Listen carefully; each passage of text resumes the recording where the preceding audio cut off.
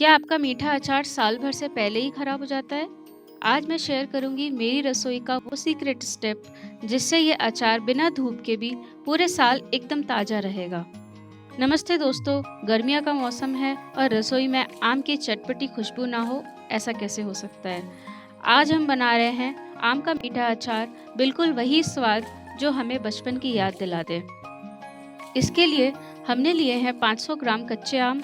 सबसे पहले इसे अच्छी तरह वॉश करेंगे और एकदम सूखे कपड़े से पोंछ लेंगे। ध्यान रखिएगा, पानी की एक बूंद भी अचार को खराब कर सकती है। अब हम इसे ग्रेटर से ग्रेट कर लेंगे। यहाँ आता है मेरा पहला सीक्रेट। ग्रेट करने के बाद इसे किसी कटोरी से नाप लीजिए, क्योंकि जितना आम का लच्छा होगा उसका ठीक आधा हमें चीनी लेनी है। सही माप से ही सही टेक्सचर मिलता है। अब गैस पर एक कढ़ाई रखें और सिर्फ 1 चम्मच तेल डालें। तेल गर्म होते ही ग्रेटेड आम डालकर थोड़ा सा भून लें। अब हम इसमें डालेंगे स्वाद अनुसार नमक। भुनने से आम का एक्स्ट्रा मॉइस्चर खत्म हो जाता है और स्वाद और भी निखरता है। जैसे ही आम हल्का सॉफ्ट हो जाए, हम इसमें 1 कटोरी चीनी डाल देंगे। अब इसे धीमी आंच पर पकने दें जब तक चीनी पूरी तरह पिघल ना जाए और एक अच्छा उबाल ना आ जाए। अगर आप हेल्थ कॉन्शियस हैं तो आप चीनी की जगह गुड़ का भी इस्तेमाल कर सकते हैं, या फिर आप चीनी की मात्रा को भी कम कर सकते हैं।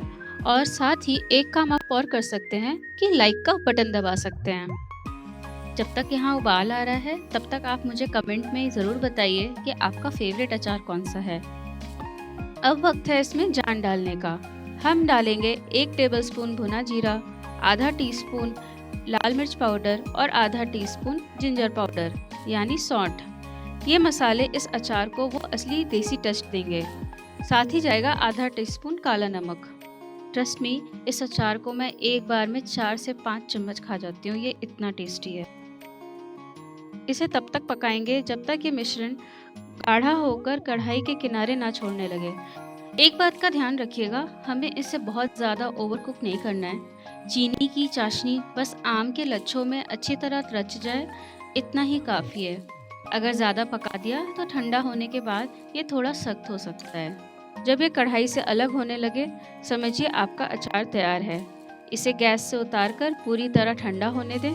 ठंडा होने पर इसका ग्लेज और भी सुंदर दिखेगा।